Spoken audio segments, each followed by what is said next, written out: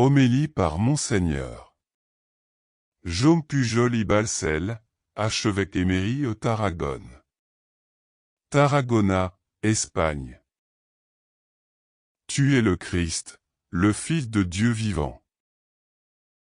Aujourd'hui, nous célébrons la solennité de Saint Pierre et Saint Paul, qui furent les fondements de l'Église primitive et, par conséquent, de notre foi chrétienne.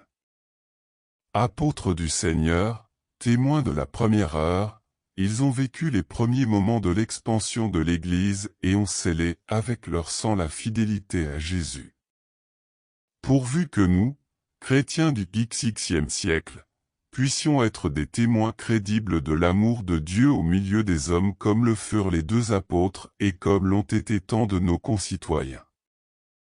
Dans une des premières interventions du pape François, en s'adressant aux cardinaux, il leur a dit que nous devons marcher, édifier et confesser. C'est-à-dire que nous devons avancer sur notre chemin de vie, en construisant l'Église et en nous confessant au Seigneur. Le pape a prévenu, nous pouvons marcher autant que nous voulons, nous pouvons construire beaucoup de choses, mais si nous ne nous confessons pas à Jésus, quelque chose ne fonctionne pas.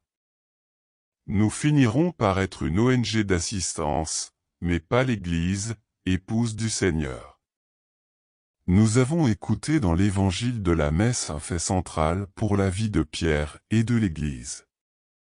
Jésus demande à ce pécheur de Galilée un acte de foi dans sa condition divine et Pierre n'hésite pas à affirmer « Tu es le Christ, le Fils de Dieu vivant ».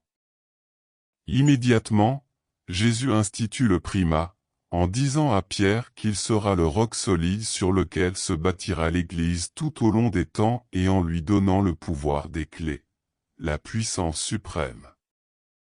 Même si Pierre et ses successeurs sont assistés par la force de l'Esprit Saint, ils ont tout autant besoin de nos prières car leur mission est d'une grande transcendance pour la vie de l'Église.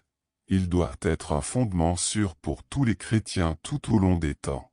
Par conséquent, nous devons prier chaque jour pour le Saint-Père, pour sa personne et pour ses intentions.